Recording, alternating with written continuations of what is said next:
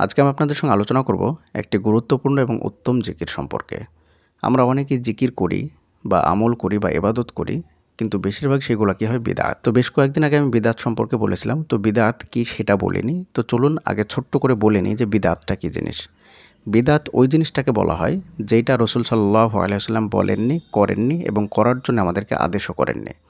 তো সেই আমলগুলো যখন কোনো ব্যক্তি মন গড়াভাবে নিজের মন থেকে ব্যক্তিগতভাবে বলে, তো সেটাকে বলা হয় বিদআত।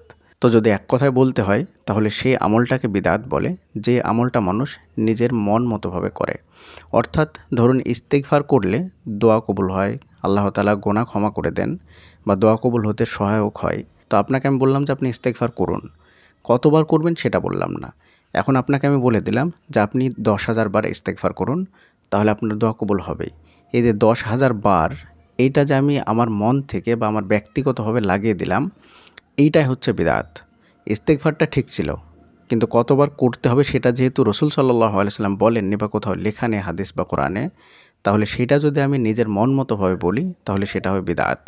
অর্থাৎ যে আমলটা আমি মন মতোভাবে করতে বলছি আপনাকে, সেটাই হবে বিদআত। তো এই ধরনের অনেক আমল আপনারা দেখতে পাবেন। আমি বারবার বলি যে এটা এতবার করো, এটা অতবার করো। এই ধরনের যদি ভিডিও দেখেন তাহলে বেশিরভাগ ভিডিওই হচ্ছে সেগুলো ভুলভাল ভিডিও। মানে কিছু হুজুর আছে যারা শুধুমাত্র ভিউজের জন্যে বা ইউটিউব থেকে কিছু টাকা ইনকামের জন্যে তারা এই ধরনের উল্টাপাল্টা বিষয় বলে থাকে। তো সেইগুলো করে হয়তো আপনার দোয়া কবুল হতেও পারে, কিন্তু কাজটা হবে বিদআত। এক কথায় সেটা আপনার কবুল হলেও করা যাবে না, না হলেও করা যাবে না। অর্থাৎ বিদআত করলে আপনি সরাসরি জাহান্নামে যাবেন। যেটা রাসূল সাল্লাল্লাহু আলাইহি ওয়াসাল্লাম বলেননি সেটা আপনি পণ্ডিতি করে বলার কে বলুন। তো যাই হোক, বিদআত সম্পর্কে জানতে পারলেন।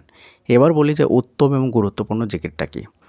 এক হাদিসের মধ্যে এসেছে রাসূলুল্লাহ সাল্লাল্লাহু আলাইহি ওয়াসাল্লাম বলেছেন যে আফজালুদ যিকরি লা ইলাহা ইল্লাল্লাহ এবং আফজালুদ দুআই আলহামদুলিল্লাহ। অর্থাৎ উত্তম জিকির হচ্ছে লা ইলাহা ইল্লাল্লাহ এবং উত্তম দোয়া হচ্ছে আলহামদুলিল্লাহ। অর্থাৎ আমরা এর আগে অনেক ভিডিওতে আলোচনা করেছি যে কোনো ব্যক্তির কাছে যদি কিচ্ছু নাও থাকে, তারপরে যদি সেই ব্যক্তি সবসময় আল্লাহ তাআলার শুকরিয়া আদায় করে আলহামদুলিল্লাহ বলে, তাহলে আল্লাহ তাআলা তার সব কিছু বাড়িয়ে দেবেন। আর কোনো ব্যক্তির কাছে যদি সব কিছু আছে, থাকা অবস্থাতে সে যদি আল্লাহ তাআলার নাশুকরিয়া করে, সবসময় যদি নাই নাই করে, তাহলে আল্লাহ তাআলা তাকে একসময় নিঃস্ব করেই ছাড়বেন। তো আপনি যে অবস্থাতে থাকুন, যে হালাতেই থাকুন, সবসময় আলহামদুলিল্লাহ পড়বেন। এটা কিন্তু উত্তম একটা দোয়া। মানে আপনি যে দোয়াগুলো মুখে বলছেন, সেই দোয়াগুলোই হচ্ছে কি, আপনি শুধু আলহামদুলিল্লাহ বললেন তাহলে সেগুলো কবুল হয়ে যাবে। তাই দোয়ার শুরুতেই বেশি বেশি আল্লাহ তাআলার প্রশংসা করতে বলা হয়েছে। তো উত্তম দোয়া হচ্ছে কি আলহামদুলিল্লাহ। আপনি যে কোনো পরিস্থিতিতে সবসময় এই আমলটা করতে থাকবেন, আলহামদুলিল্লাহ, আলহামদুলিল্লাহ। আপনি যতই খারাপ পরিস্থিতিতে থাকুন, তারপর আল্লাহ তাআলার শুকরিয়া আদায় করবেন। দেখবেন আল্লাহ তাআলা আপনার পরিস্থিতি আস্তে আস্তে ভালো করে দেবে। আর উত্তম জিকির হচ্ছে লা ইলাহা ইল্লাল্লাহ। লা ইলাহা ইল্লাল্লাহ, এর উপরে কোনো জিকিরই নেই।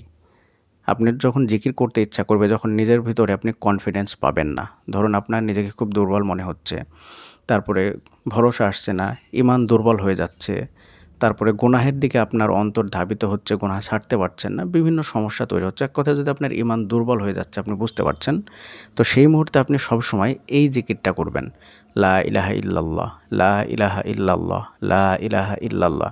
এইভাবে আপনি জিকির করতে থাকবেন। দেখবেন ঈমান আস্তে আস্তে শক্তিশালী হয়ে যাবে। ঈমান আস্তে আস্তে আপনার দৃঢ় হয়ে যাবে, মজবুত হয়ে যাবে। তাই সবসময় যখন আপনার নিজের ঈমানকে দুর্বল ফিল করবেন, যে আপনি গুনার দিকেও আস্তে আস্তে আপনার অন্তর ধাবিত হচ্ছে, গুনাহ ছাড়তে পারছেন না, ইবাদতে মনোযোগ আসছে না, ইবাদত করতে অলসতা আসছে, একসময় আপনি অনেক ভালো ইবাদত করতেন কিন্তু এখন ভালো লাগছে না। তো এই ধরনের যত সমস্যা তৈরি হবে, তখন আপনি এই জিকিরটা করবেন, লা ইলাহা ইল্লাল্লাহ। আপনার ঈমান দেখবেন যে কতটা মজবুত হয়, স্ট্রং হয়ে যাবে আপনার ঈমান। আর তারপরে কি বললাম, যে আপনার কাছে যদি কোনো সম্পদ নাও থাকে, আপনার অনেক কিছুর প্রয়োজন, একটা একটা করে আপনি দোয়ার মাধ্যমে বলতে পারছেন না, তো সেই মুহূর্তে আপনি জাস্ট আল্লাহ তাআলার শুকরিয়া আদায় করবেন। মানে আফদালুদ দোয়াই আলহামদুলিল্লাহ। অর্থাৎ সবচাইতে উত্তম দোয়া হচ্ছে আলহামদুলিল্লাহ। আপনি শুধুমাত্র আল্লাহর শুকরিয়া আদায় করতে থাকুন। আল্লাহ তাআলা আপনাকে মাল, সম্পদ, ধনসম্পদ, তারপর আপনার প্রাচুর্য, আপনার সম্মান, ইজ্জত দিয়ে ভরিয়ে দেবেন, শুধু যদি আপনি আল্লাহ তাআলার প্রশংসা করেন। তো এই নিয়ে অনেক লম্বা চড়া একটা ভিডিও আছে, সেখানে অনেক গুরুত্বপূর্ণ একটা আলোচনা করেছি যে আলহামদুলিল্লাহ কত বেশি পাওয়ার। তো এই ভিডিওতে আর বলছি না, জাস্ট এতটুকুই বলছি যে আপনি যখন কোনো কিছু থাকবে না আপনার কাছে, তখন আপনি আলহামদুলিল্লাহ পড়বেন এবং ভালো অবস্থাতেও পড়বেন। আর যখন আপনার ঈমান দুর্বল ফিল হবে, মানে ঈমান দুর্বল মনে হবে, তখন আপনি লা ইলাহা ইল্লাল্লাহ জিকির করবেন।